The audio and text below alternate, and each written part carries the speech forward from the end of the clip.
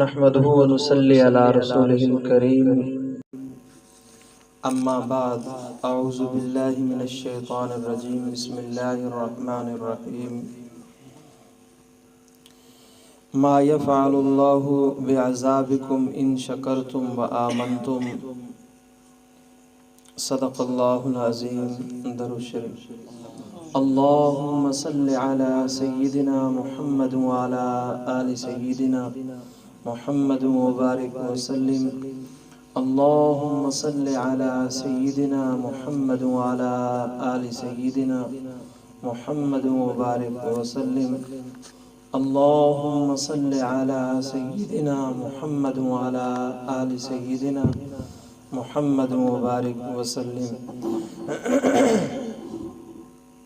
میں اور آپ خانقاہ صدیقیہ نقشبندیہ چک 46 کی ماہانہ مجلس ذکر میں اس وقت جمع ہیں۔ خانقاہی پروگرام مجلس ذکر کے حوالے سے جو ہر مہینے کے آخری اتوار کو منعقد ہوتا ہے،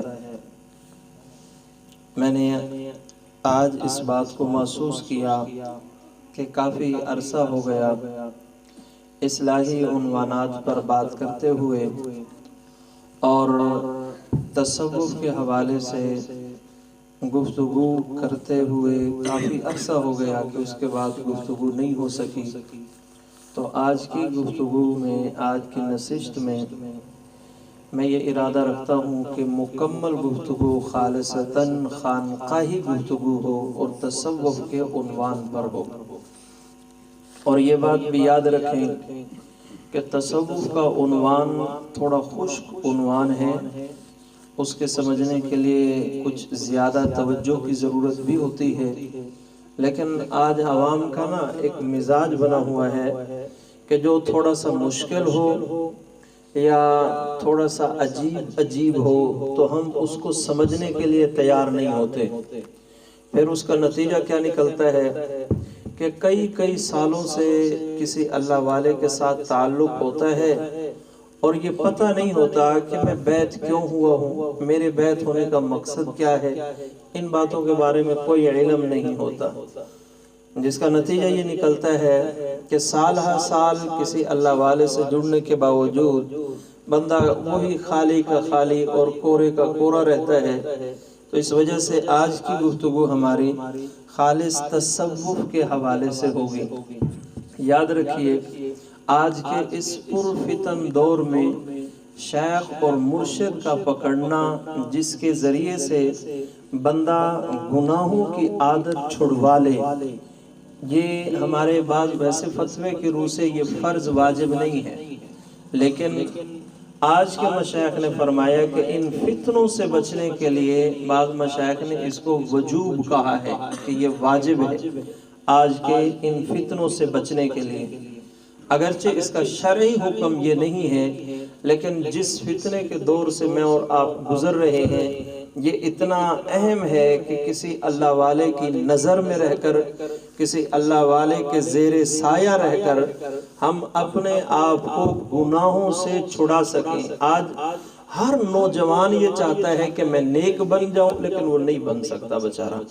ہر روز وہ توبہ کرتا ہے، ہر روز سوچتا ہے بس اس جمعرات کو شب جمعہ جاؤں گا پھر پکی توبہ۔ وہ ہر روز سوچتا ہے بس اب رمضان شریف آ رہا ہے، اس رمضان المبارک میں پکی توبہ۔ رمضان آیا پھر سوچتا ہے بس یہ آخری عشرہ ہوگا نا، اس آخری عشرے میں میری پکی توبہ۔ پھر آخری عشرے میں پھر چلو میں تاک راتوں میں جو ہے اللہ پاک کو راضی کر لوں گا۔ جب تاک راتیں شروع ہوتی ہیں بس یہ 27 کو نا میری پکی توبہ، اور پھر وہ 27 بھی گزر جاتی ہے۔ حضرت عمر رضی اللہ عنہ نے بہترین جملہ ارشاد فرمایا کہ جس بندے نے آج کا کام کل پر چھوڑا پھر اس کی کل کبھی نہیں آتی۔ اگر دل میں داعیہ پیدا ہوا ہے کہ میں نیک بن جاؤں تو اسی وقت سے شروع کرنا چاہیے۔ یہ جو کل ہے نا، جس نے کل پر چھوڑ دیا اس کی کل پھر کبھی نہیں آتی۔ اور یہ جو دل کے اندر شوق پیدا ہوتا ہے نا نیک بننے کا، یہ داعیہ شوق پیدا ہونا ہے۔ حضرت مولانا مفتی تقی عثمانی صاحب نے فرمایا یہ جو داعیہ ہے یہ اللہ کا مہمان ہے، اور مہمان کی قدر کی جائے نا پھر وہ بار بار آتا ہے۔ اگر مہمان کی ناقدری کی جائے، اس سے پانی نہ پوچھا جائے، اسے یوں نہ کہا جائے بھی بیٹھیے تشریف رکھیے، اسے عزت نہ دو، تو مہمان پھر ایسا جاتا ہے کہ پھر بڑی منتوں کے بعد اسے پکار کے اسے بلا کے لانا پڑتا ہے۔ پھر شادیوں کے موقع پہ بندہ لگ جاتا ہے منتیں کرنے، وہ ماننے کے لیے بھی تیار نہیں ہوتے، پھر منتیں کرنی پڑتی ہیں۔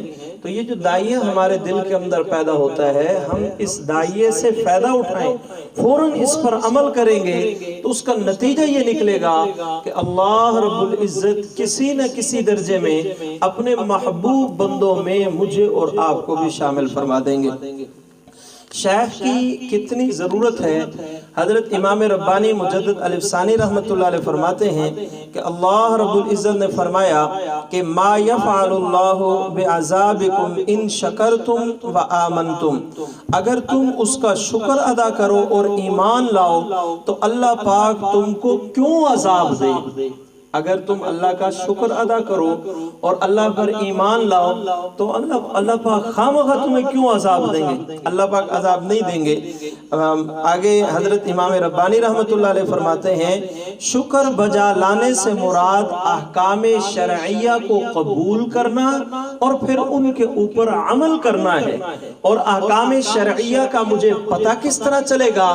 اس کے لیے استاد کی ضرورت ہے اور شیخ کی ضرورت ہے۔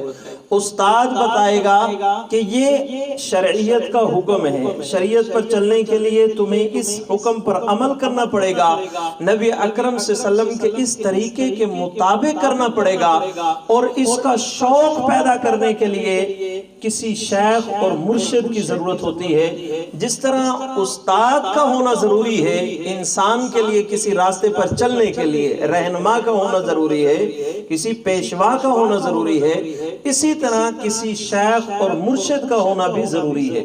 استاد کی طرح مرشد کی انسان کو ضرورت ہے۔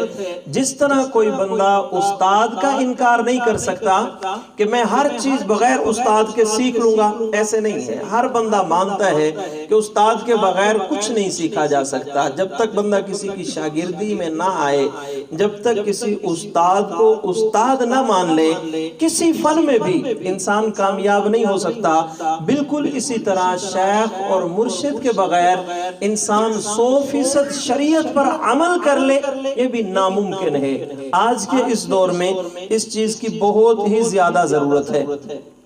بعض لوگوں کا یہ تصور ہے کہ اگر میں نے شیخ اور مرشد پکڑ لیا تو یہ شیخ قیامت کے دن بس مجھے بخشوا لے گا، مجھے نیکی کے اعمال کرنے کی کوئی ضرورت نہیں ہے، کیونکہ میرا شیخ موجود ہے، لہٰذا میں اس کا بیعت ہو گیا، اب قیامت کے دن مجھے کوئی پریشانی نہیں ہوگی۔ یہ غلط نظریہ ہے، بالکل غلط نظریہ ہے۔ شیخ اور مرشد قیامت کے دن اپنے اعمال کا جو حساب دے گا وہ دوسرے کو کس طرح بخشوا لے گا؟ ہاں البتہ یہ ضرور ہے کہ اللہ رب العزت اپنے نیک بندوں کو کچھ کوٹا ضرور دیں گے، اپنے نیک بندوں کو کچھ لوگوں کی سفارش کی اجازت دیں گے۔ وہ اللہ رب العزت کی اجازت سے اپنے متعلقین کے لیے اگر سفارش کر لے تو یہ الگ بات ہے۔ اور مشائخ نے فرمایا کہ جو بندہ کسی اللہ والے کے دل کے اندر رہتا ہے، اس بندے جو اللہ والوں کے دل میں موجود ہو، اس بندے کو اللہ رب العزت جہنم کے اندر نہیں ڈالیں گے۔ مشائخ نے بڑے عجیب جملے یہاں پر استعمال کیے، جو بندہ کسی اللہ والے کے دل میں رہتا ہے، اب اللہ والے کے دل میں جو موجود ہے اس کو اللہ پاک جہنم میں نہیں ڈالیں گے، یہ اللہ رب العزت کی رحمت ہوگی۔ تو مشائخ کے ساتھ تعلق جوڑنے سے ایک فائدہ یہ بھی ہوتا ہے کہ جب کسی اللہ والے کے ساتھ تعلق ہو، اس کے پاس آنا جانا ہو، اس کے ساتھ رابطہ ہو، تو پھر وہ ایک دن ایسا آتا ہے کہ اس اللہ والے کے دل میں جگہ بنا لیتا ہے، اور جو ہی ہم نے کسی اللہ والے کے دل میں جگہ بنا لی تو یقین جانیے کہ ہمارا بہت بڑا فائدہ ہو جائے گا۔ لیکن اب بھی یہ بات ذہن میں رکھیں کہ اس کا ہرگز یہ مطلب نہیں کہ وہ اللہ والا اپنے اختیار سے قیامت کے دن جس کو چاہے گا چھڑا لے گا، ایسا کوئی معاملہ نہیں ہے۔ اس طرح کا کوئی اللہ رب العزت نے وعدہ نہیں کیا۔ تو کسی اللہ والے کے ذریعے سے بندہ راہ ہدایت پر چلے، یہ انسان کے لیے بہت آسان ہے۔ اپنے طور پر اگر کوئی آدمی چلنے کی کوشش کرے تو بہت مشکل ہے راہ ہدایت اور سیدھے راستے پر چلنا۔ میاں محمد بخش ایک پنجابی شاعر گزرے ہیں، ان کا اس پر ہمارے مشائخ نے ایک شعر بیان کیا ہے۔ وہ کہتے ہیں، راہ دے ہر کوئی آکھے میں بھی آکھاں راہ دے مجھے راستہ دکھا دے، راستہ بتا دے۔ ہر بندہ یہی کہتا ہے اور میں بھی یہ کہتا ہوں کہ مجھے راستہ دکھا دے، راستہ بتا دے۔ راہ دے ہر کوئی آکھے میں بھی آکھاں راہ دے، بن مرشد راہ نہیں لبنا، رول مر ویسے راہ دے۔ اگر مرشد کے بغیر راستے پر چلنے کی کوشش کرو گے نا، مر جاؤ گے، کھپ جاؤ گے، کسی گمراہی کے گڑھے میں جا گرو گے، راہ ہدایت نہیں ملے گا۔ راہ ہدایت پورا کا پورا مجھے حاصل ہو جائے اور میں سیدھا راہ ہدایت پر چل پڑوں، اس کے لیے کسی اللہ والے کے ساتھ تعلق کا ہونا اور بیعت کے سلسلے کا ہونا ضروری ہے۔ اب اللہ والوں کا جو بنیادی مقصد ہوتا ہے، اس مقصد کو اللہ رب العزت نے قرآن مجید میں بیان فرمایا۔ یاد رکھیے، جس طرح جو عالم دین ہے وہ امام الانبیاء صلی اللہ علیہ وسلم کا جانشین ہے، نائب ہے، وارث ہے، اسی طرح حقیقی اللہ والے جو ہیں وہ بھی امام الانبیاء صلی اللہ علیہ وسلم کے وارث ہیں۔ جو کام اللہ کے نبی کا ہے وہی کام ان مشائخ بزرگوں کا ہے۔ اللہ کے نبی کا کیا کام ہے دنیا میں آنے کا؟ اللہ رب العزت نے اسے خود بیان فرمایا، اذ بعث فیہم رسولا من انفسہم یتلو علیہم آیاتہ ویزکیہم ویعلمہم الکتاب والحکمہ۔ نبی کے اس آیت مبارکہ میں اللہ رب العزت نے 4 ذمہ داریاں بیان فرمائی، 4 کام بیان فرمائے۔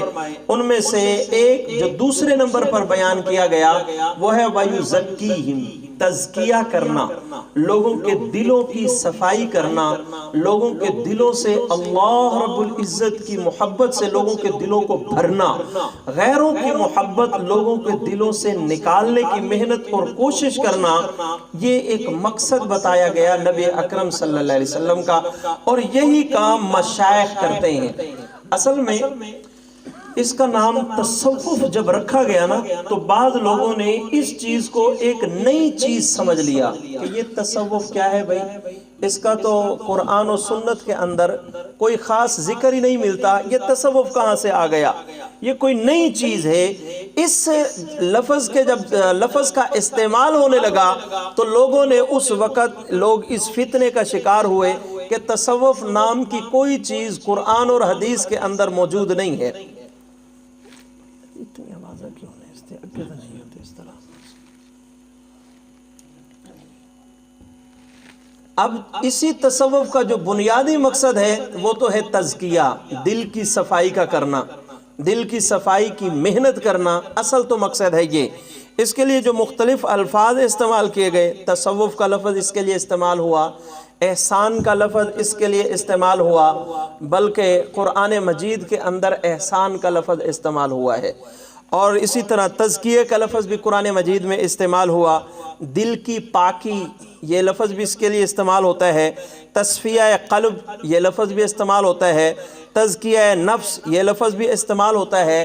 تو نام اس کے مختلف رکھے گئے ہیں، مقصد ہماری عرف زبان اس زبان میں آسانی کے ساتھ اگر میں مقصد سمجھاؤں تو وہ یہی ہے کہ اصل مقصد دل کی صفائی ہے، کہ دل کے اندر سے گناہوں کا کھوٹ نکل جائے اور دل کے اندر اللہ رب العزت کی اتنی محبت پیدا ہو جائے کہ اس محبت کی وجہ سے بندہ اللہ کی نافرمانی نہ کر سکے، بندہ اللہ رب العزت کا فرما بردار بن جائے۔ یہ اصل میں مقصد ہے تصوف کا۔ اس کے لیے مختلف الفاظ استعمال کیے گئے، اور یاد رکھو جو زمانہ گزرتا گیا ہے بہت ساری چیزوں کے نام بھی بدلتے گئے ہیں۔ یہ صرف تصوف کے ساتھ نہیں ہوا، عموماً بندے کے ذہن میں خیال آتا ہے نہیں پھر نام بدلنے کی کیا ضرورت تھی، نام کیوں بدلی کیا گیا۔ اب دیکھیں حضرت صدیق اکبر رضی اللہ عنہ جب مسلمانوں کے حکمران بڑھے، اس وقت حکمران کو کہتے تھے خلیفہ، حضرت عمر رضی اللہ عنہ جب مسلمانوں کے حکمران بنے اس وقت حکمران کو کہتے تھے امیر المومنین۔ حضرت محمود غزنوی جب مسلمانوں کے حکمران بنے اس وقت حکمران کو کہتے تھے سلطان۔ اور ان کے بعد جب یہ وزیر کا لفظ جو ہے شروع ہوا، ابو سلمہ حفظ نام کا ایک بندہ حکمران بنا، اس وقت کہتے تھے وزیر اعظم۔ اب ہمارے دور میں صدر بھی کہا جاتا ہے۔ اب نام مختلف ہیں لیکن چیز ایک ہے۔ بالکل اسی طرح تصوف، احسان، تزکیہ، تصفیہ نفس، تصفیہ قلب اور تزکیہ نفس، نام مختلف ہیں، مقصد سب کا یہ ہے کہ بندے کے دل سے گناہوں کا کھوٹ نکال لیا جائے، ایسی محنت کی جائے کہ بندے کے دل میں اللہ رب العزت کی محبت پیدا ہو جائے، بندہ اللہ رب العزت سے پیار کرنے لگ جائے۔ اور اس بات سے کوئی بندہ انکاری نہیں ہو سکتا کہ بھئی یہ کوئی عجمی چیز ہے یا کوئی نئی چیز ہے، یہ حضور کے دور کی ہی چیز ہے۔ وَيُزَكِّيهِمْ، قرآن مجید کی یہ آیت بتا رہی ہے کہ امام الانبیاء صلی اللہ علیہ وسلم کو اللہ رب العزت نے لوگوں کا تزکیہ کرنے کے لیے بھیجا، لوگوں کے دلوں کی صفائی کے لیے بھیجا، لوگوں کے دلوں کے اندر جو ظلم تشدد کا دورہ تھا، جو اللہ رب العزت کی نافرمانی کی لت پڑ چکی تھی، امام الانبیاء صلی اللہ علیہ وسلم اس گند کو نکال کر اللہ رب العزت کی محبت دل میں پیدا کرنے کے لیے دنیا میں تشریف لائے۔ اسی کو تصوف کہتے ہیں اور یہ قرآن مجید سے ثابت ہے۔ اچھا، اب نام پر جھگڑا کرنا یہ ایک فضول چیز ہے۔ تصوف اور سلوک کے نام پر جھگڑا کرنا، بھئی یہ تصوف سلوک کہاں سے آ گیا؟ اب ہمارے اردو میں پیر کا لفظ آ گیا۔ اچھا، ایک ہمارے ہاں خرابی ضرور پیدا ہوئی ہے۔ ہمارے عرف عام میں جو بندہ تعویذ دیتا ہے ہم اس کو بھی پیر کہتے ہیں۔ یہ بات بالکل غلط ہے۔ تعویذ دینے والے کو پیر نہیں، عامل کہتے ہیں۔ وہ عملیات کا ماہر ہوتا ہے جو تعویذ دیتا ہے، اور تعویذ دینے کے لیے پیر تو بہت دور کی بات ہے، مسلمان ہونا بھی شرط نہیں ہے۔ تعویذ ہندو بھی دیتے ہیں، تعویذ عیسائی بھی دیتے ہیں، بلکہ اس دنیا میں سب سے زیادہ جن کے تعویذات چلتے ہیں وہ ہندو ہیں۔ ہندوؤں کے تعویذ بہت زیادہ چلتے ہیں۔ اللہ والا اگر کوئی قرآن مجید، میں اس کا یہ مطلب نہیں ہے کہ میں تعویذوں کا انکار کر رہا ہوں، نا، تعویذوں کا انکار نہیں ہے۔ ہمارے بڑوں نے بھی تعویذات دیے ہیں۔ نبی اکرم صلی اللہ علیہ وسلم نے بسم اللہ لکھ کر حضرت خالد بن ولید رضی اللہ عنہ کو دی تھی، جو انہوں نے اپنی ٹوپی کے اندر چھپائی ہوئی تھی، وہ پہن کر لڑتے تھے، جس کی وجہ سے کبھی حضرت خالد بن ولید کو شکست نہیں ہوئی۔ تعویذات کا انکار نہیں ہے، دم پھوکے کا انکار نہیں ہے، لیکن یہ پیر کی نشانی نہیں ہے۔ کسی بندے کے پیر ہونے کے لیے ضروری ہو کہ وہ تعویذ بھی ضرور دیتا ہو نا۔ پیر ہونے کے لیے یہ ضروری ہے کہ اس نے کسی سے اللہ اللہ کرنا سیکھا ہو اور اس اللہ والے نے آگے اس کو اجازت دی ہو کہ تم لوگوں کو اللہ اللہ سکھاؤ۔ پیر کے لیے یہ شرط ہے، اس کے علاوہ تعویذات یا دم پھوکے کی کوئی شرط نہیں ہے۔ تو نام پر جھگڑا کرنا یہ بالکل فضول چیز ہے۔ حقیقت پر اگر بات کی جائے تو حقیقت یہی ہے کہ دل کی صفائی کرنا اور قرآن مجید کی آیات میں دل کی صفائی ثابت ہے۔ نبی اکرم صلی اللہ علیہ وسلم کی روایات اور حدیثوں سے دل کی صفائی ثابت ہے۔ یہی تصوف اور سلوک کا بنیادی مقصد ہے۔ لہذا اس حوالے سے اس پر یہ اعتراض بالکل بلا جواز ہے کہ پیری اور مریدی یہ اللہ کے نبی کے دور میں صحابہ کس کے مرید تھے اور جس کے شاگرد تھے اسی کے مرید تھے۔ یہ بات آگے آ رہی ہے۔ بعض لوگ نا بنیادی طور پر وہ کچھ عقل مند زیادہ ہی ہوتے ہیں۔ بعض لوگوں کے پاس نا عقل بہت زیادہ ہوتی ہے، اتنی زیادہ ہوتی ہے کہ جتنی نہیں ہونی چاہیے اس سے بھی کچھ زیادہ ہوتی ہے۔ تو وہ ہر چیز عقل سے سوچتے ہیں، اور جو بندہ ہر چیز عقل سے سیکھنا شروع کر دے نا، یہ پھر بہت بڑی مصیبت بن جاتی ہے۔ اگر عقل کے ساتھ ساتھ کچھ عشق ہو نا، محبت ہو دل میں، تو ہر بات سمجھ آ جاتی ہے۔ دیکھیے شیطان مردود عاقل تو تھا، بڑا عقل مند تھا۔ اس نے کہا اللہ تم مجھے کہہ رہے ہیں میں اس کو سجدہ کروں جو مٹی سے بنا ہے، میں آگ سے بنا ہوں۔ آگ کی حقیقت یہ ہے کہ آگ جب جلے تو بلندی کی طرف اڑتی ہے، اور مٹی کی حقیقت یہ ہے کہ یہ پستی کی طرف جاتی ہے۔ لہٰذا میں بہتر ہوا نا انسان سے، مجھے سجدہ کرنا چاہیے تھا، انسان مجھے کرتا الٹا، میں اس کو سجدہ کروں۔ عقل اس نے استعمال کی۔ مشائخ نے لکھا کہ اگر وہ عاشق ہوتا نا اللہ پاک کا، پھر یہ نہ دیکھتا کہ کس کو سجدہ کرنے کا حکم دیا جا رہا ہے، پھر یہ سوچتا اگر میں نے نہ مانا تو اللہ کا حکم توڑ رہا ہوں۔ اور جو عاشق ہوتا ہے وہ اپنے معشوق کا حکم نہیں توڑتا، جو محبت کرنے والا ہوتا ہے اپنے محبوب کے حکم کے خلاف ورزی نہیں کرتا، وہ کر گزرتا ہے، میرے محبوب نے کہہ دیا ہے میں نے اس پہ ضرور عمل کرنا ہے۔ اس پر ہمارے مشائخ نے کچھ اشعار لکھے ہیں، فرمایا لائیں گے اہل عقل کہاں سے نصاب دل، لائیں گے اہل عقل کہاں سے نصاب دل، ہم نے تو اہل دل سے پڑھی ہے کتاب دل۔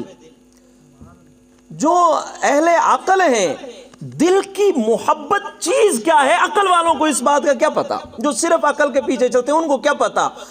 ہم نے تو اہل دل سے پڑھی ہے کتاب دل۔ جب اللہ والوں سے کوئی آدمی تعلق جوڑتا ہے پھر اس کو پتہ چلتا ہے کہ یہ جو اللہ والے ہیں نا، اللہ سے محبت کرنے والے، جب ان کی چنگاری کچھ اس کو بھی لگتی ہے، پھر اصل کتاب یہ تب پڑھتا ہے جس کتاب سے اس کو فائدہ ہوتا ہے۔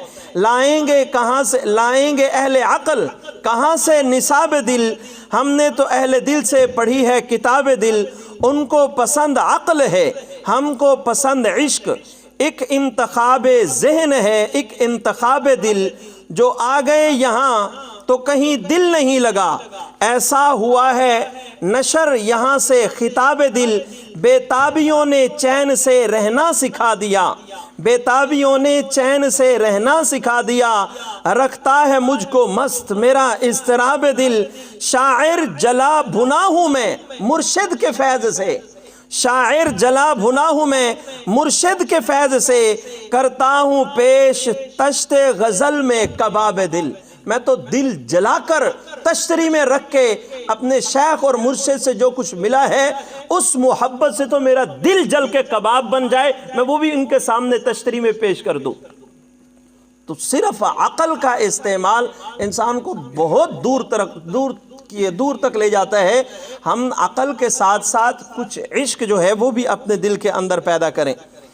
اب یہاں پر ایک سوال ہے کہ یہ تصوف کی جو اصطلاحات ہیں، یہ جو اسباق ہیں، یہ جو ترتیبات ہیں، یہ کہاں سے آئے؟ یاد رکھو جس طرح فقہ کو مدون کیا گیا اسی طرح تصوف کو بھی مدون کیا گیا۔ اب مدون کا لفظ تھوڑا مشکل ہے، میں اور آسان کرتا ہوں۔ فقہ نماز کے اندر کتنے فرض ہیں یہ قرآن مجید کے اندر کسی جگہ پر لکھے ہوئے نہیں ہیں، حدیث میں کہیں لکھے ہوئے نہیں ہیں۔ نماز کے کتنے فرائض ہیں، وضو کے کتنے فرائض ہیں، واجبات ہیں، سنن ہیں، یہ چیزیں قرآن و سنت میں یکجا ایک جگہ پر نہیں ہیں۔ فقہا نے ہمارے اوپر احسان کیا، انہوں نے کیا کیا؟ پورا قرآن مجید، پورے احادیث مبارکہ کا ذخیرہ چھان مارا اور وہاں سے مسائل اخذ کر کے نوجوانوں کو سمجھانے کے لیے، بلکہ آج کل تو خیر سے ہر بندہ ہی موبائل یوز کرتا ہے، میں تھوڑی اور آسانی کر دوں کہ ایک یہ ہے کہ موبائلز کے اندر تقریریں بھی ہیں، نعتیں بھی ہیں، قرآن مجید کی تلاوتیں بھی ہیں، یہ ساری چیزیں قرآن مجید ہمارے موبائل کے اندر موجود ہیں۔ میں نے فولڈر بنا لیا بھی تقریروں کا فولڈر، اس میں صرف تقریریں ہوں گی، پھر ان میں سر لگانے والے خطیبوں کی تقریریں، اس فولڈر کے اندر صرف ان خطیبوں کی تقریریں ہوں گی، پھر اس کے بعد سپیڈ سے تقریر کرنے والے مولویوں کی تقریریں لکھ دوں، فولڈر بنا دوں، سارا کچھ اس میں، پھر جناب اصلاحی عنوان پر جو بزرگ بیان کرتے ہیں جی ان کی تقریریں ایک فولڈر ان کا بنا دوں، نعت خانوں کا فولڈر بنا دوں، پھر اس کے بعد تلاوت فلاں قاری کی تلاوت کا الگ فولڈر بنا دوں۔ اصل میں فقہا نے فولڈر بنائے ہیں فقہ کی کتابوں کی شکل میں، اس سے بات آسانی سے تقریباً سمجھ آ سکتی ہے۔ یہ فقہا نے فقہ کو جب اب فقہ قرآن اور حدیث کے علاوہ کسی چیز کا نام نہیں ہے، یہ بھی قرآن ہی ہے، حدیث ہی ہے۔ فقہا نے بس جو چیزیں بکھری پڑی تھی ان کو اکٹھا کر کے خوبصورت شکل میں اس کو فقہ کا نام دے کر ہمارے سامنے رکھ دیا۔ دین کی سمجھ، فقہ کا مطلب سمجھ ہے، تو اب دین کی سمجھ کے نام پر انہوں نے فقہ مدون کر کے تدوین کر کے ہمارے سامنے رکھ دی۔ بالکل اسی طرح اللہ والوں نے، اللہ کے محبوب اور نیک بندوں نے تصوف اور سلوک کے حوالے سے جتنی آیات تھی، جتنی روایات تھی، جتنے صحابہ کرام کے احوال، ان کی کرامات، انبیاء کے معجزات، ان تمام چیزوں کو سامنے رکھ کے ایک چیز امت کو پیش کی جس کا نام ابتدائی دور میں، قرآن مجید میں تو تزکیہ کا لفظ تھا، انہوں نے ابتدائی دور میں اس کا نام رکھا احسان۔ پھر رفتہ رفتہ وہ منتقل ہو گیا تصوف کے معنی میں، اور آج کل اسی کو پیری مریدی کہتے ہیں۔ جو اصل تصوف ہے وہ یہ ہے جو ہمارے بڑوں نے اور ہمارے مشائخ نے تدوین کر کے ہمیں دیا۔ فقہ بہت ساری تھی لیکن آگے جو چلی ہیں وہ کم چلی ہیں، صرف 4 چلی ہیں۔ اسی طرح تصوف کے بھی بہت سارے سلسلے تھے لیکن جو چلے ہیں وہ صرف 4 چلے ہیں۔ 4 کے لفظ کو اللہ رب العزت کے ہاں کوئی خاص قبولیت ہے۔ لاکھوں اربوں خربوں کی تعداد میں اللہ کے فرشتے ہیں، ہم 4 کا نام جانتے ہیں۔ اللہ پاک نے بہت ساری کتابیں زمین پر اتاری، ہم 4 کا نام جانتے ہیں۔ یہ ایک تسلسل ہے، اس کو جتنا آگے لے کر کے چلتے رہیں، یہ 4 کا لفظ اللہ پاک کے ہاں بہت قبولیت پا گیا۔ صحابہ سارے عظمت والے، لیکن 4 کا ذکر خاص طور پر خلفائے راشدین کے نام سے کیا جاتا ہے۔ اللہ رب العزت کو 4 کا عدد کچھ زیادہ ہی محبوب ہے۔ اسی طرح فقہ بھی بہت ساری تھی لیکن اللہ پاک کو 4 زیادہ پسند آئی۔ فقہ حنفی، فقہ مالکی، فقہ شافی، فقہ حنبلی۔ امام اعظم ابو حنیفہ کی فقہ حنفی، امام شافی کی فقہ شوافی، اور امام مالک کی فقہ مالکی، اور امام احمد بن حنبل کی فقہ حنبلی۔ یہ 4 اللہ رب العزت کو بڑی پسند آئی۔ اسی طرح تصوف کے اندر بھی بہت سارے اس کے راستے تھے، بہت سارے سلسلے تھے، لیکن اللہ پاک کو 4 پسند آئے: نقشبندی، سہروردی، قادری اور چشتی، جن کا آگے ذکر آ رہا ہے۔ تصوف کے مختلف ادوار آئے ہیں، خاص طور پر 4 ادوار کا ذکر کیا جاتا ہے۔ نمبر 1، تصوف کا پہلا دور نبی اکرم صلی اللہ علیہ وسلم کا دور ہے، اللہ کے محبوب صلی اللہ علیہ وسلم کا زمانہ ہے۔ آپ صلی اللہ علیہ وسلم کی اگر ہم زندگی کو دیکھیں تو ہمیں کچھ چیزیں آپ صلی اللہ علیہ وسلم کی نظر آتی ہیں کہ آپ صلی اللہ علیہ وسلم نے امت کو صبر سکھایا، توکل سکھایا، اخلاق سکھائے، تبلیغ دین سکھائی، قناعت کا طریقہ سکھایا۔ یہ آپ علیہ السلام کی تعلیمات ہیں اور یہی صحابہ کرام کی کیفیات بن گئی۔ تعلیمات اور کیفیات، اللہ کے محبوب صلی اللہ علیہ وسلم تعلیمات بھی لے کر کے آئے اور کیفیات بھی لے کر کے آئے۔ تعلیمات، جو تعلیم ہے وہ ان لفظوں کا معرض وجود میں آنا، یہ تعلیم ہے، اور ان کی چاشنی کو محسوس کرنا یہ کیفیات ہیں۔ جب بندے کو ملتی ہیں تو سمجھ آتی ہیں۔ میں کوشش کروں گا کسی درجے میں ان کو سمجھانے کی کوشش کروں۔ تو اللہ کے محبوب صلی اللہ علیہ وسلم صاحب شریعت بھی تھے اور صاحب طریقت بھی تھے، اور صحابہ کرام بھی مرج البحرین تھے، وہ بھی صاحب طریقت بھی تھے اور صاحب شریعت بھی تھے۔ یہ دوسرا دور جو ہے یہ صحابہ کرام کا دور ہے۔ کیا مطلب؟ اللہ کے نبی بہترین عالم بھی تھے اور بہترین شیخ اور مرشد بھی تھے، اور صحابہ کرام بھی اسی طرح بہترین عالم دین بھی تھے، بہترین شیخ اور مرشد بھی تھے۔ صحابہ کے بعد تابعین کا دور آیا۔ اچھا، تعلیمات نبی کی ایک مثال سمجھ لیں۔ تعلیمات نبی کیا ہیں اور کیفیات نبی کیا ہیں؟ تعلیمات نبی کا ذکر اس حدیث میں ہے: صلو کما رأیتمونی اصلی۔ نبی اکرم صلی اللہ علیہ وسلم نے فرمایا تم نماز پڑھو اس طرح جس طرح مجھے نماز پڑھتے ہوئے دیکھو۔ یہ تعلیمات نبی ہیں۔ اللہ کے نبی نے تعلیم دی کہ مجھے دیکھو میں نظر کہاں رکھتا ہوں، مجھے دیکھو میں پاؤں کہاں رکھتا ہوں، مجھے دیکھو میں ہاتھ کہاں پہ باندھتا ہوں۔ یہ ہے تعلیمات نبی۔ اور کیفیات نبی کیا ہیں؟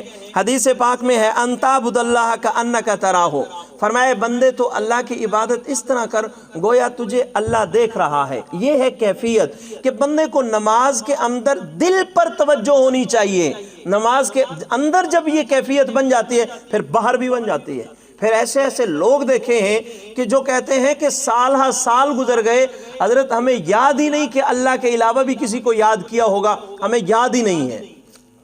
پھر دل کی یہ کیفیت بن جاتی ہے، دل کی تار ایسی زبردست جڑ جاتی ہے اللہ رب العزت کے ساتھ کہ اللہ کے علاوہ کوئی اور ان کے دل میں آتا نہیں۔ تو اللہ کے نبی نے جو نماز کا طریقہ سکھایا یہ ہے تعلیمات نبوی۔ دل کے اندر کیا ہو یہ ہے کیفیات نبوی۔ صحابہ کرام تعلیمات نبوی میں بھی مکمل اور کامل تھے، کیفیات نبوی میں بھی مکمل اور کامل تھے۔ تعلیمات نبوی، حضور علیہ السلام نے مکہ مکرمہ میں تعلیم دینے کے لیے خانقاہ اور مدرسے کا باقاعدہ اجرا کیا۔ اس مدرسے کو مکی زندگی میں جو مدرسہ قائم کیا اسی کو خانقاہ کہتے ہیں، جس کا نام دار ارقم تھا۔ اور مدینہ منورہ میں جو مدرسہ اور خانقاہ قائم کی اس کا نام صفہ کا چبوترا تھا، جس میں صحابہ کرام کی کیفیات بنتی تھی کہ جب باہر جاتے تھے تو کہہ اٹھتے تھے نافقہ حنظلہ، کہیں حنظلہ منافق تو نہیں ہو گیا۔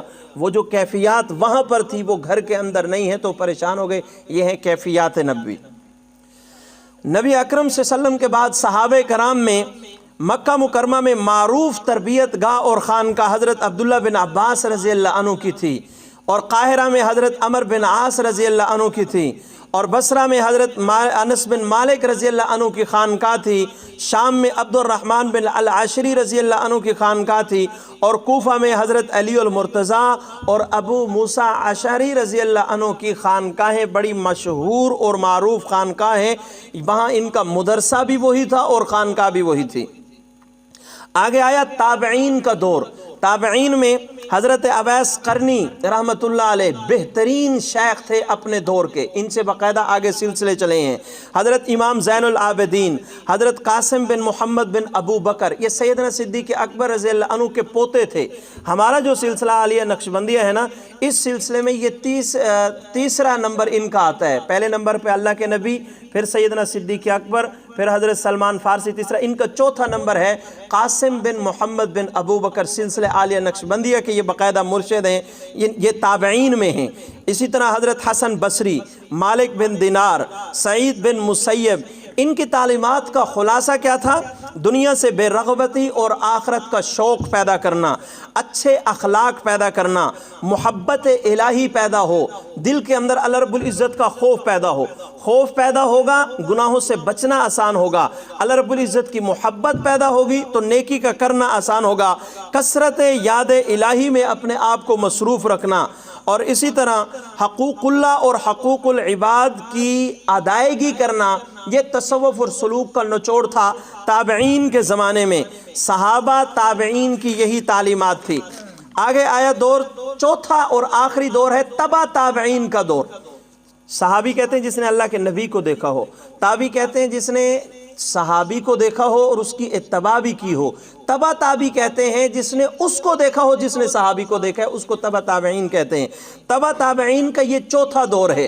یہ تصوف کا سنہری دور گزرا ہے۔ اس دور میں کیا ہوا؟ جو اس وقت کے حکمران تھے وہ عیاشیوں میں پڑ گئے۔ پہلے ان سے پہلے جو ادوار ہے نا، اس میں حکمران جہاں حکمرانی سنبھالا کرتے تھے وہاں دین کو بھی سنبھالتے تھے، وہ مسجدوں مدرسوں کو بھی سنبھالتے تھے، وہ خانقاہوں کو بھی سنبھالتے تھے۔ اس وقت کا حکمران حافظ بھی ہوتا تھا، عالم بھی ہوتا تھا، بہترین وقت کا مرشد اور شیخ بھی ہوتا تھا، تابعین کے دور تک۔ اب جب تبع تابعین کا دور آیا تو حکمران صرف اپنی اقتدار کی لالچ میں پڑ گئے، صرف اپنی حکومت کو بچانے کے چکروں میں پڑ گئے، زیادہ پیسہ اور دولت ہونے کی وجہ سے عیاشیوں کے اندر مبتلا ہو گئے۔ تو اس وقت کے جو مشائخ تھے ان کے لیے کچھ مشکلات بھی آئی، لیکن اس سے تصوف کا بہت فائدہ ہوا۔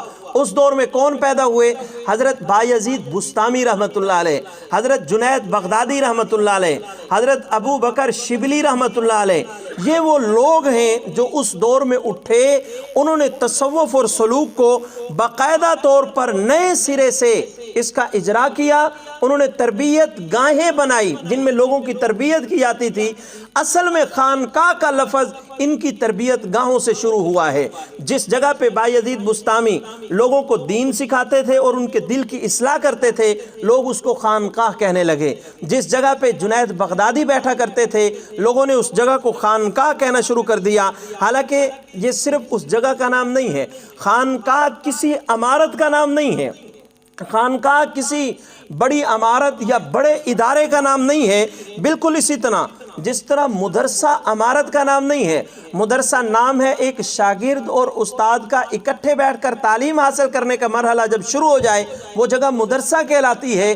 بالکل اسی طرح خانقاہ بھی یہی ہے کہ ایک مرید اور ایک مرشد بیٹھ کے شیخ اس مرید کی تربیت کرنا شروع کر دے، وہ جگہ خانقاہ کہلاتی ہے۔ حضرت حکیم شاہ اختر رحمۃ اللہ علیہ نے اس پر ایک عجیب شعر کہا ہے: اہل دل کے دل سے جو نکلے آہ آہ، اہل دل کے دل سے جو نکلے آہ آہ، پس وہی ہے اصلی خانقاہ۔ جب اللہ والوں کے دل سے آہ نکلنا شروع ہو جائے جس جگہ پہ بیٹھ کے، اللہ پاک پھر اسی جگہ کو ہی خانقاہ کا وجود دے دیتے ہیں، اور وہ خانقاہ آنے والے وقت میں اللہ رب العزت کے دین کی سربلندی کا سبب اور ذریعہ بن جاتی ہے۔ اچھا، میں نے شروع میں عرض کیا کہ پہلے سلسلے بہت سارے تھے، ابتدا میں سلاسل بہت سارے، مثلا سلسلہ اویسیہ حضرت اویس قرنی رحمت اللہ علیہ سے جاری ہوا، سلسلہ عجمیہ یہ حضرت حبیب عجمی رحمت اللہ علیہ سے جاری ہوا، سلسلہ ادہمیہ یہ حضرت ابراہیم بن ادہم رحمت اللہ علیہ سے جاری ہوا، سلسلہ ایازیہ یہ حضرت فضیل بن ایاز رحمت اللہ علیہ سے جاری ہوا، اور سلسلہ کرخیہ یہ حضرت خواجہ معروف کرخی رحمت اللہ علیہ سے جاری ہوا، سلسلہ محاسبیہ یہ حضرت حارث بن اسد محاسبی رحمت اللہ علیہ سے جاری ہوا، سلسلہ تیتوریہ یہ ابو یزید تیتور بن عیسیٰ بستامی رحمت اللہ علیہ سے جاری ہوا، سلسلہ سقطیہ ابو الحسن سری سقطی رحمت اللہ علیہ سے جاری ہوا، سلسلہ جنیدیہ حضرت خواجہ جنید بغدادی رحمت اللہ علیہ سے جاری ہوا، سلسلہ نوریہ حضرت خواجہ ابو الحسن نوری رحمت اللہ علیہ سے جاری ہوا، سلسلہ رفائیہ حضرت احمد بن الرفائی رحمت اللہ علیہ سے جاری ہوا، سلسلہ شاذلیہ ابو الحسن شاذلی رحمت اللہ علیہ سے جاری ہوا، سلسلہ بدویہ شیخ احمد بدوی رحمت اللہ علیہ سے جاری ہوا، اور سلسلہ کبرائیہ حضرت خواجہ نجم الدین الکبریٰ رحمت اللہ علیہ سے جاری ہوا، اور یہ سلسلے چلتے رہے۔ اور انہی دنوں ہمارے جو یہ چار سلسلے، سلسلہ عالیہ نقشبندیہ بہاؤالدین نقشبند رحمت اللہ علیہ سے جو جاری ہوا، سلسلہ چشتیہ خواجہ معین الدین چشتی اجمیری سے جاری ہوا، سلسلہ سہوردریہ حضرت خواجہ شہاب الدین سہوردری سے جاری ہوا، اور سلسلہ قادریہ حضرت شیخ عبد القادر جیلانی رحمت اللہ علیہ سے جاری ہوا۔ یہ سارے سلسلے چلتے رہے، پھر ایک وقت آیا یہ سارے سلسلے ضم ہو گئے، یہ سارے سلسلے مدغم ہو گئے ان چار سلسلوں میں، یہ سارے سلسلے ختم ہو گئے۔ ان کے مشائخ نے بھی ان کے مشائخ جو اس دور میں سلسلہ در سلسلہ، اب یہ سلسلہ کیا ہوتا ہے اس کا بھی میں آگے ذکر کرتا ہوں، جب یہ دور آیا تو انہوں نے اپنے سلسلوں کو اس میں ضم کر دیا کہ اب یہ صرف چار سلسلے چلیں گے، اور اس وقت پاکستان، ہندوستان، بنگلہ دیش میں یہ چار سلسلے چل رہے ہیں، باقی دوسرے دیشوں میں دوسرے سلسلے بھی چل رہے ہیں، مثلا ترکی کے اندر جو ہے دوسرے سلاسل اس وقت بھی چل رہے ہیں۔ ہمارے ترکی کے ایک ساتھی ہیں جن کا انٹرنیٹ کے ذریعے سے میرے ساتھ رابطہ ہوا، جن کا نام الشیخ عزیر بن محمد السامسونی دامت برکاتہ العالیہ ہے، بہت بڑے اللہ والے ہیں، انہیں 20 مشائخ سے جو ہے اجازت بیعت اور خلافت ملی ہے۔ انہوں نے مجھے 3-4 اس طرح کے کارڈ جو ہے عنایت کیے جس میں انہوں نے مختلف سلسلوں کی اجازت دی۔ ان کی برکت سے اس وقت میں یہ کہہ سکتا ہوں، میں نے حضرت جی کو بھی یہ بات بتائی، قاری مظہر صاحب بھی اس وقت ہمراہ تھے، حضرت بڑے خوش ہوئے الحمدللہ۔ ان کی اجازت سے اس وقت مجھے 14 سلسلوں کی اجازت ہے آپ کے اس گناہگار بھائی کو۔ انہوں نے جن سلسلوں کی اجازت دی وہ کون سے ہیں؟ سلسلہ قادریہ، سلسلہ سمانیہ، سلسلہ رفائیہ، سلسلہ نقشبندیہ۔ میرے حضرت جی نے بھی مجھے صرف سلسلہ عالیہ نقشبندیہ کی اجازت دی ہے، اور ہم ورنہ حضرت جی سے بھی دیتے ہیں صرف ایک سلسلے کی اجازت دیتے ہیں۔ اسی طرح انہوں نے سلسلہ خلوتیہ کی اجازت دی، سلسلہ سعدیہ، سلسلہ شاذلیہ، سلسلہ بدویہ، سلسلہ سنوسیہ، سلسلہ کبرویہ، سلسلہ چشتیہ، سلسلہ سہوردریہ، سلسلہ عروسیہ، سلسلہ دسوقیہ، ان تمام 14 سلسلوں کی انہوں نے اجازت دی۔ اب یہ سلسلہ کیا ہے؟ پیر ذوالفقار احمد نقشبندی نے اس پر بڑا پیارا جملہ کہا، انہوں نے کہا ہم طبقے کے عام نہیں ہیں۔ طبقے کے عام کا کیا مطلب ہے؟ جو باغ کا مالی ہوتا ہے نا، اس کو ہر درخت کی نسل کا پتہ ہوتا ہے کہ یہ کس نسل کا درخت ہے، اس پر جو آم لگیں گے اس کی کیا ویلیو، کیا اوقات ہے، اور جب ان سے آم توڑتے ہیں تو اس کے اوپر باقاعدہ ایک ورقہ وہ چپکا دیتے ہیں جس سے اس کی پہچان ہوتی ہے۔ اور کچھ ایسے ہوتے ہیں جن پر پرندے نے چونچ ماری یا زیادہ پک گئے اس کی وجہ سے گر گئے، تو ان کو مالی جمع کر لیتا ہے، جمع کرنے کے بعد اس کی ایک پیٹی بنا لیتا ہے اور اس کے اوپر لکھ دیا جاتا ہے طبقے کے آم، مطلب ان کی کوئی نسل نہیں ہے، یہ بے نسلیں ہیں۔ ہمارا سلسلہ عالیہ نقشبندیہ، پیر ذوالفقار احمد نقشبندی دامت برکاتہ العالیہ نے فرمایا ہم طبقے کے عام نہیں ہیں کہ جناب ہماری کوئی بنیاد ہی نہیں ہے، ہماری کوئی نسل ہی نہیں ہے کہ ہم کس نسل سے ہیں، نہ ہم بڑی مضبوط چٹان پر کھڑے ہیں، ہمارا سلسلہ باقاعدہ مضبوط اور موجود ہے۔ آپ کسی اجازت یافتہ سے اگر پوچھیں گے نا کہ بھئی آپ بتائیں آپ کو کن سے اجازت ملی، وہ آپ کو پورا سلسلہ بتائے گا۔ میں اپنی بتاتا ہوں، مجھے اجازت دی میرے شیخ اور مرشد امام العلماء والصلحاء حضرت پیر خواجہ عبد الماجد صدیقی دامت برکاتہ العالیہ نے، انہیں اجازت دی شیخ الحدیث مفتی فرید رحمۃ اللہ علیہ نے، انہیں اجازت دی حضرت خواجہ عبد المالک صدیقی رحمۃ اللہ علیہ نے، انہیں اجازت دی حضرت فضل علی قریشی رحمۃ اللہ علیہ نے، انہیں اجازت دی حضرت خواجہ سراج الدین رحمۃ اللہ علیہ نے، انہیں اجازت دی خواجہ محمد عثمان دمانی رحمۃ اللہ علیہ نے، انہیں اجازت دی خواجہ دوست محمد قندھاری رحمۃ اللہ علیہ نے، انہیں اجازت دی شاہ احمد سعید قریشی رحمۃ اللہ علیہ نے، انہیں اجازت دی خواجہ ابو سعید زکی رحمۃ اللہ علیہ نے، انہیں اجازت دی خواجہ شاہ غلام علی دہلوی رحمۃ اللہ علیہ نے، انہیں اجازت دی خواجہ مظہر جانے جانا رحمۃ اللہ علیہ نے، انہیں اجازت دی نور محمد بداونی نے، انہیں خواجہ محمد محسن نے، انہیں خواجہ سیف الدین نے، انہیں خواجہ محمد معصوم نے، انہیں امام ربانی مجدد الف ثانی نے، انہیں خواجہ باقی باللہ رحمۃ اللہ علیہ نے، انہیں خواجہ محمد امکنگی نے، انہیں اجازت دی خواجہ درویش نے، انہیں اجازت دی خواجہ محمد زاہد رحمۃ اللہ علیہ نے، انہیں اجازت دی خواجہ عبید اللہ احرار نے، انہیں اجازت دی خواجہ محمد یعقوب چرخی نے، انہیں خواجہ علاء الدین عطار نے، انہیں خواجہ بہاء الدین نقشبند نے، انہیں خواجہ سید امیر کلال رحمۃ اللہ علیہ نے، انہیں خواجہ بابا سماسی نے، انہیں خواجہ عزیزان علی رامیتنی نے، انہیں خواجہ محمود انجیر فغنوی نے، انہیں خواجہ عارف ریوگری نے، انہیں خواجہ عبد الخالق گجدوانی نے، انہیں خواجہ ابو یوسف حمدانی نے، انہیں اجازت دی ابو علی فارمدی نے، انہیں اجازت دی خواجہ ابو القاسم گرگانی نے، انہیں اجازت دی حضرت ابو الحسن خرقانی نے، انہیں اجازت دی حضرت بایزید بستامی نے، انہیں اجازت دی حضرت امام جعفر صادق رحمۃ اللہ علیہ نے، انہیں اجازت دی امام قاسم بن محمد بن ابو بکر رحمۃ اللہ علیہ نے، انہیں اجازت دی صحابی رسول حضرت سیدنا سلمان فارسی رضی اللہ عنہ نے، انہیں اجازت ملی اور ان کی تربیت کی سیدنا صدیق اکبر رضی اللہ عنہ نے،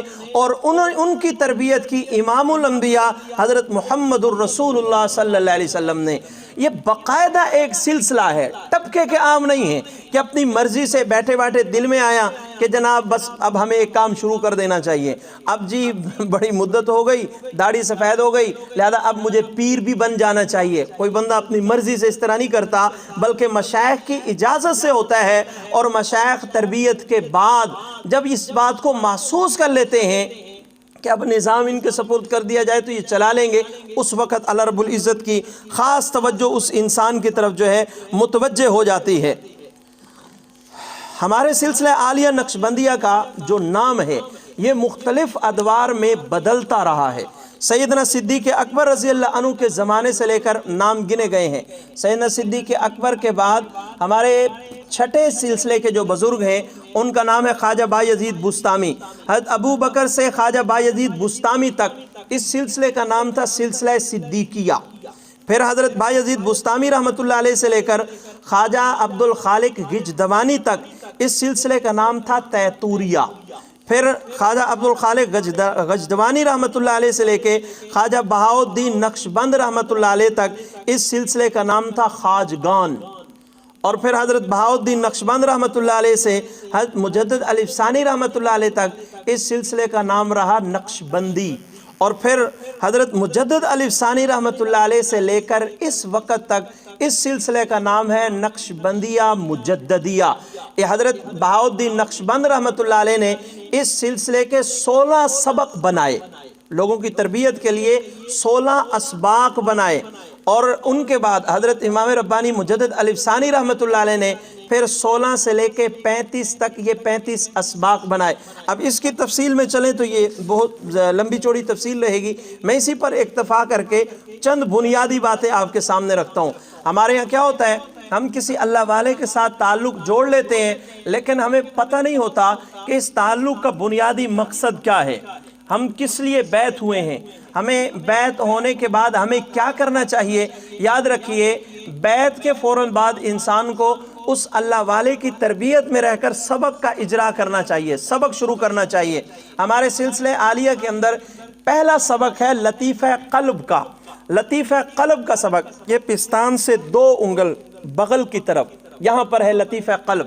لطیفہ قلب کا سبق جو بندہ صحیح طور پر کرنا شروع کر دے، میں اس پر قسم اٹھا سکتا ہوں کہ اس بندے کو شہوت کی بیماری کی جتنی قسمیں ہیں اس سے اس بندے کی جان چھوٹ جائے گی۔ اب شہوت کی بیماری کا مطلب کیا ہے؟ مردوں کے اندر جنسی چاہتوں کی شہوت ہوتی ہے، عورتوں کے اندر میک اپ کرنے کی شہوت ہوتی ہے، بچوں کے اندر کھانے پینے کی شہوت ہوتی ہے۔ اگر کوئی آدمی اپنے بچوں سے پریشان ہے، وہ تجربے کے طور پر اپنے بچوں کو یہ سبق کرانا شروع کر دے، آپ کی جان چھوٹ جائے گی۔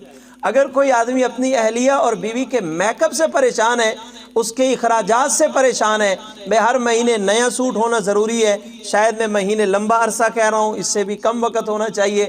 اگر کوئی آدمی اس کے خرچوں سے پریشان ہے، اس کے میک اپ کے خرچوں سے پریشان ہے، جوتی کے خرچوں سے پریشان ہے، یہ تو فلاں کے گھر میں جوتا پہن کے گئی تھی، اب دوبارہ میں یہی پہن کے جاؤں، یہ لباس تو میں فلاں شادی میں فلاں کے ختم میں پہن کے گئی تھی، اب دوبارہ پہن کے جاؤں، پریشان ہو تو ان کو یہ سبق شروع کراؤ۔ جان ہر مہینے کی آخری اتوار صبح 10 بجے حضرت خواجہ صاحب دامت برکاتہ العالیہ کے ہاں باقاعدہ ماہانہ مجلس ذکر ہوتی ہے عورتوں کی، اپنی خواتین کو وہاں مجلس ذکر میں بھی جوڑیں، اور اس کے بعد باقاعدہ طور پر جو ہے بیعت بھی ہو جائیں گی اور اسباق کا سلسلہ بھی چل پڑے گا، آپ کی جان چھوٹ جائے گی۔ اور ہر دوسرا نوجوان یہ کہتا ہے کہ بھئی حضرت بڑی کوشش کرتے ہیں، موبائل صحیح استعمال ہو لیکن نہیں کر پاتے، بس عادت جو ہے وہ روزانہ توبہ کرتے ہیں، اب موبائل کا صحیح استعمال کریں گے لیکن پھر توبہ توڑ بیٹھتے ہیں۔ میں کہتا ہوں کہ وہ آدمی اس سبق کو باقاعدہ طور پر کرنا شروع کر دے۔ آپ سبق لیں حضرت جی سے، طریقہ سیکھ لیں اس عاجز سے اور اس کے مطابق کرنا شروع کر دیں۔ اچھا عموماً یہ ہوتا ہے لوگوں کو طریقہ بھی نہیں آتا، معذرت کے ساتھ کہتا ہوں، جو بھائی اور ساتھی میرے، جو میرے شیخ اور مرشد کی نشانیاں ہیں میرے لیے، میرے حضرت کے مرید بھی ہیں اور اسباق کی ترتیب میں بھی چل رہے ہیں، اس وقت ہمارا یہ مستقل ایک فتنہ ہے کہ شیخ کے سامنے پوری بات کرتے ہوئے ڈر لگتا ہے، بندہ پوری بات کہہ نہیں پاتا اور پورا سبق سمجھ نہیں آتا اور بندہ کرنا شروع کر دیتا ہے۔ اس کا نتیجہ یہ نکلتا ہے کہ آخری سبق تک پہنچ جاتا ہے اور پہلا سبق صحیح طور پہ کرنے کا طریقہ نہیں آتا۔ میں شروع سے ہی کچھ بے ادب سا ہوں، اور وہ کیا کہتے ہیں کہ جو ہر بات پوچھ لے تو اس کو سیکھنے کو بہت کچھ ملتا ہے۔ تو حضرت جی سے بہت دفعہ اس طرح ہوتا تھا کہ ہر بات کھل کر جو ہے حضرت سے پوچھ لیتے تھے، تو اللہ پاک نے میرے لیے بڑی آسانی کی۔ اور پھر اس کے علاوہ میری ایک عادت تھی ہمیشہ مشائخ کے بیانات سننا، تو اس میں سے بہت چیزیں ملتی ہیں۔ اس وقت میں بہت بڑے اللہ والے کا جملہ نقل کر رہا ہوں، انہوں نے فرمایا کہ اس وقت پاکستان میں 90% خانقاہوں میں سبق کرنے کا طریقہ خود مرشد کو ہی پتہ نہیں ہے۔ اب یہاں پر لطیفہ قلب پر ہے پہلا سبق، جو سبق کر رہے ہیں یہ باتیں میں باقیوں سے معذرت کے ساتھ ان کے لیے یہ باتیں کر رہا ہوں۔ یہاں پر ہے لطیفہ قلب، لطیفہ قلب کے بعد لطیفہ روح، لطیفہ سر، خفی، اخفا اور لطیفہ نفس اور قالبیہ، ان سب کا طریقہ ایک ہی ہے، بس توجہ بدلنی ہوتی ہے۔ یہاں پر بیٹھ کر آپ دل پر توجہ دیں، اپنی زبان تالوں پر لگا لیں۔ کئیوں کو اب یہ بھی بتانے کہ زبان بھی تالوں پر لگائی جاتی ہے، یہ پتہ پہلی دفعہ لگا ہوگا۔ زبان تالوں پر یہاں پر لگا لیں اور یوں جھکائیں اور یوں تصور کریں اس جگہ سے اللہ اللہ کی آواز آ رہی ہے اور میں نے اس کو سننا ہے۔ میں نے یہ کسی مرشد سے نہیں سنی، اپنی طرف سے میں یہ بات کہتا ہوں، اور میں نے بارہا یعنی کئی صاحب نسبت لوگوں کے سامنے جب ان کی تصدیق کے لیے ذکر کیا تو انہوں نے کہا نہیں بہت زبردست، آپ زبردست مثال دیتے ہیں۔ میں اکثر کہا کرتا ہوں کہ سبق کرتے وقت یوں سوچیں، ٹیپ کے اندر میں نے کیسٹ لگا دی اور ٹیپ چلا دی ہے، اور آواز بالکل بند کر کے نا یوں اس کے سپیکر کو کان پر لگا کر توجہ سے سننے کی کوشش کر رہا ہوں۔ بس سبق اس طرح کریں، آپ سبق اس طرح کریں، 4 مہینے نہیں گزرنے پائیں گے آپ کو اس جگہ کے اندر تحرک محسوس ہونا لگ جائے گا، اور یہی تحرک بعد میں آ کے تذکر بن جاتا ہے۔ پہلا سبق بھی اس طرح، یعنی 7 سبقوں کا یہی طریقہ ہے، اس طریقے پر کریں۔ اور اسباق کرتے وقت پوری توجہ اپنے شیخ اور مرشد کی طرف ہو، بلکہ کوشش یہ کرنی چاہیے بیت اللہ کے بعد آپ اگر اس طرح کر سکیں، یعنی توجہ ٹکانے کے لیے آپ خانے وال کی طرف رخ کر لیں اور یوں تصور کریں کہ میرے حضرت سامنے بیٹھے ہیں اور ان کے دل سے انوارات میرے دل میں منتقل ہو رہے ہیں۔ اللہ کے نبی صلی اللہ علیہ وسلم نے فرمایا کہ جیسا تم اللہ رب العزت کے ساتھ گمان کرو گے ویسا اللہ پاک تمہارے لیے معاملہ کریں گے۔ جب اس طرح ہم سبق کرنا شروع کریں گے تو انشاءاللہ ایک وقت آئے گا کہ آپ کو تحرک محسوس ہونے لگ جائے گا۔ ہمارے ساتھی کیا کرتے ہیں؟ پہلا طریقہ یہ، اب یہ تو سانس سے کیا جا رہا ہے ذکر، دل سے تھوڑی کیا جا رہا ہے، یعنی کہ میں زبان تو نہیں چلا، زبان روکی ہوئی ہے، اب زبان واقعی رکی ہوئی ہے، لیکن یہ نہیں، یہ طریقہ نہیں ہے۔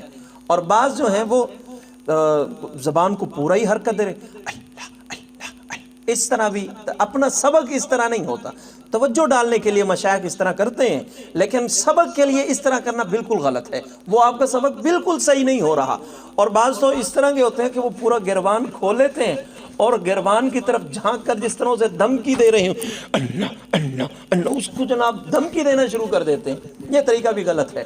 اسباق کا طریقہ سیکھنا چاہیے، اور یہ مسلمہ حقیقت ہے کہ طریقہ کوئی کام سیکھ کر کریں گے نا، وہ کام تبلیغی جماعت والے زبردست بات کہتے ہیں کہ دنیا کا چھوٹے سے چھوٹا کام بھی آپ بغیر سیکھے نہیں کر سکتے۔ تو اتنا بڑا اللہ کا ذکر، یعنی وہ عبادت جس میں اگر دنیا کے اندر تھوڑی سی غفلت ہوئی تو بندہ جنت میں جا کر بھی پریشان ہوگا، یار وہ میرا ذکر کے بغیر وقت کیوں گزرا، کاش کہ وہ میرا وقت ذکر کے ساتھ گزر جاتا۔ اتنی بڑی عبادت، اللہ رب العزت کا نام، اللہ پاک کو یاد کرنا کتنا بڑا کام ہے، وہ ذکر بغیر سے کیا جائے گا؟ نہ، سیکھنا پڑے گا، اور سیکھنے کے لیے پوچھنا پڑتا ہے۔ جس کو پوچھنے کی عادت نہیں ہوتی وہ مشہور مثال ہے، ایک بادشاہ تھا، مسلم حکمران، پہلے دور میں مسلم حکمران سفر کرتے تھے، غزوات، لڑائی اور جنگوں کے لیے سفر کر رہا تھا۔ راستے میں ایک جگہ پہ قیام کرنا پڑ گیا، پانی کا انتظام تھا نہیں، نماز کا وقت ہو گیا۔ اب سب نے کہا بھئی تیمم کرو۔ اب سمجھ لیں تیمم کا سنت طریقہ یہ ہے، مٹی پر یوں 2 ضربے لگائیں، پھر ہاتھ 2 دفعہ آپس میں ملائیں، اس کے بعد پورا چہرہ، دوسری مرتبہ پھر ضرب، پھر ملائیں، یہاں انگلیاں نیچے لے جائیں کونی تک، پھر یہ ہتھیلی اوپر رکھ کے اس طرح۔ یہ ہے اس کا صحیح سنت طریقہ۔ غسل کے لیے بھی یہ ہے، اور کیا کہتے ہیں، وضو کے لیے بھی یہی ہے۔ اب نماز کا وقت ہوا، اب بادشاہ سلامت کو وضو کرنے کا طریقہ نہیں آتا تھا۔ اب بادشاہ چاہیے تو یہ تھا کہ وہ پوچھ لیتا کسی سے، اس نے نہیں پوچھا، دل کے اندر یہی تھا کہ بھئی یہ کیا کہیں گے، بادشاہ بن گئے اور اس کو تیمم کا طریقہ نہیں آتا، کسی سے نہیں پوچھا۔ اب لوگوں نے کہا بادشاہ سلامت پانی کا انتظام نہیں ہے تو تیمم کرنا پڑے گا۔ بادشاہ نے ٹھیک ہے بھی کرو، تیمم کرو۔ ذہن میں یہ تھا یہ سب کریں گے تو ان کو دیکھا دیکھی میں بھی کر لوں گا۔ اب لوگوں نے ادب کے تقاضے کو سامنے رکھتے ہوئے یہ سوچا کہ پہلے بادشاہ شروع کریں۔ اب بادشاہ سلامت ادھر ادھر دیکھ رہا ہے، لوگ بادشاہ جی بادشاہ سلامت آپ شروع کریں۔ اب پوچھتا تو کسی ایک وزیر کو ایک طرف لے جا کے صرف ایک کے سامنے ذلت اٹھانی پڑتی، وہ بھی ذلت نہیں تھی، علم سیکھنے کے لیے پوچھنا کوئی عیب نہیں ہے۔ اب جب دیکھا کہ بھئی یہ شروع نہیں کر رہے، صاحب بہادر نے یوں ریت میں ہاتھ ڈالا اور ریت ہاتھ میں لے یوں منہ کے اندر ڈالی، پکا مار گیا تو رہے۔ پھر نہ سیکھنے والے اسی طرح ہوتے ہیں، سارے اسباق ان کے ہو جاتے ہیں اور اس کی مثال وہ پکے مارنے کی ہوتی ہے، وہ اسباق صحیح طور پہ نہیں کر۔ اور بھی بہت ساری چیزیں اب میرے ذہن میں نہیں آ رہے اسباق۔ اگر آدمی پوچھنا چاہے تو وہ اپنی جب کیفیت بتائے گا، بہت ساری اس کی کمزوریاں سامنے آ جاتی ہیں، لا علمیاں سامنے آ جاتی ہیں۔ بہرحال میری آج کی گفتگو کا خلاصہ یہ کہ جتنے تصوف کے یہ سلسلے ہیں، یہ کسی کی ذاتی بنائی ہوئی چیزیں نہیں ہیں، یہ اللہ کے نبی صلی اللہ علیہ وسلم کے دور سے ہے۔ دیکھیں نا، تبلیغ کا کام اللہ کے نبی سے چل رہا تھا، لیکن مولانا الیاس رحمۃ اللہ علیہ کو اللہ پاک نے ایک ترکیب ان کی نیکی اور تقوی کی وجہ سے، مولانا الیاس مراقبے کیا کرتے تھے۔ یہ نئی بات تبلیغی ساتھیوں کے لیے، ان کا ایک وہاں قریب میں کوئی بزرگ کی قبر تھی، اب مجھے یاد نہیں، حضرت وہاں نکل جایا کرتے تھے، اور کئی مرتبہ طالب علم، مدرسے کے 2-3 طالب علم جاتے کہ وہاں نماز پڑھیں، چلو جماعت ادا ہو جائے گی، حضرت وہاں مسلسل مراقبے کیا کرتے تھے۔ اس مراقبے کی برکت سے اللہ پاک نے ان پر دعوت و تبلیغ کے کام کو کھولا۔ اللہ کے نبی بھی غار حرا کے اندر مراقبے کیا کرتے تھے، کیونکہ نہ اس وقت نماز کا حکم، نہ روزے کا حکم، جوہلا کہہ دیتے، وہاں درود شریف پڑھا کرتے تھے، اور بھی بہت کچھ کہتے ہیں۔ وہاں یہ چیزیں تھیں نہیں، اللہ کے نبی کو پتہ ہی نہیں تھا کہ میں اللہ کا نبی ہوں یا میرے ساتھ یہ معاملہ آگے چلنے والا ہے۔ اللہ کے نبی تو پریشان ہو گئے تھے جبرائیل علیہ السلام کو دیکھ کر، تو وہاں جا کر آپ کیا کرتے تھے؟ آپ مراقبے کیا کرتے تھے حضور، کیونکہ آپ خاموشی کے ساتھ بیٹھے رہتے تھے. اور وَلَا تَكُن مِّنَ الْغَافِلِينَ، غفلت تو بہت بری بات ہے، اور نبی بری بات نہیں کر سکتا تو کچھ تو کرتا ہوگا نا. خاموش بیٹھتا تھا، اسی خاموش بیٹھنے کو مراقبہ کہتے ہیں. تو مولانا الیاس تبلیغ کا کام شروع سے چل رہا تھا. اللہ پاک نے مولانا الیاس رحمۃ اللہ پر تبلیغ کا کام کھول دیا. اسی طرح تصوف کا کام شروع سے چل رہا تھا. اللہ رب العزت نے ہمارے حضرت بہاؤالدین نقشبند رحمۃ اللہ علیہ پر یہ کام کھولا، حضرت بایزید بستامی رحمۃ اللہ علیہ پر یہ کام کھولا، اور آخری دور میں امام ربانی حضرت مجدد الف ثانی رحمۃ اللہ علیہ پر اللہ پاک نے اس کام کو کھول دیا. اور انہوں نے اپنی اس بصیرت سے، مولانا الیاس رحمۃ اللہ اپنی بصیرت سے روزہ لگاؤ، چلہ لگاؤ، 4 مہینے لگاؤ. اسی طرح ہمارے مشائخ نے اپنی بصیرت سے کہ خانقاہوں کے اندر جا کر دل کی اس جگہ پہ یہ لفظ ادا کرو، یہاں نفی اسبات کے اسباق کرو، یہاں پر صرف مراقبے کرو، یہاں پر زبان کو بند رکھو، یہاں پر اپنی زبان کو چلاؤ. یہ اللہ رب العزت کی طرف سے دی گئی بصیرت کے ذریعے سے انہوں نے یہ کام کیا. یہ کوئی عجمی چیز نہیں ہے، نئی چیز نہیں ہے، یہ آج کے دور کی کوئی چیز نہیں ہے. اس کے بغیر ہمارے مشائخ نے لکھا ہے 100 سال کا شیخ الحدیث اگر کسی اللہ والے سے بیعت نہیں ہے تو اس کے دل کے اندر سے 100% گناہ نہیں نکل سکتے. 100% کنڈی اٹکی رہتی ہے کسی نہ کسی گناہ پر. 100% جان چھڑانے کے لیے اپنے آپ کو کسی کے سپرد کرنا پڑے گا. آج کی گفتگو خلاص یہ کوئی نئی بات نہیں ہے، پرانی چیز ہے. اور دوسری، پہلے بہت سارے سلسلے تھے، جس طرح پہلے بہت ساری فقہیں تھی، اب فقہ صرف 4 رہ گئی، سلسلے بھی صرف 4 رہ گئے. ہمارا تعلق سلسلہ عالیہ نقشبندیہ کے ساتھ ہے. ہم جس اللہ والے کے ساتھ بیعت ہیں، جس اللہ والے کے ساتھ ہمارا تعلق ہے، ہم ان سے کہہ کر باقاعدہ سبق کی ترتیب میں جڑیں. پہلے سبق سے شہوت دور ہوتی ہے، دوسرے سبق سے بے جا غصہ دور ہوتا ہے، تیسرے سبق سے یہ لالچ اور طمع حرص یہ دور ہوتا ہے، چوتھے سبق سے، ہر سبق کی اپنی خصوصیات ہیں، ہر سبق سے انسان کی روحانی بیماریاں اس سے دور ہوتی رہتی ہیں. دعا ہے کہ جو کہا سنا اللہ رب العزت ہم سب کو سمجھنے اور عمل کرنے کی توفیق نصیب فرمائے. وآخر دعوانا ان الحمدللہ رب العالمین. ختم خواجگان.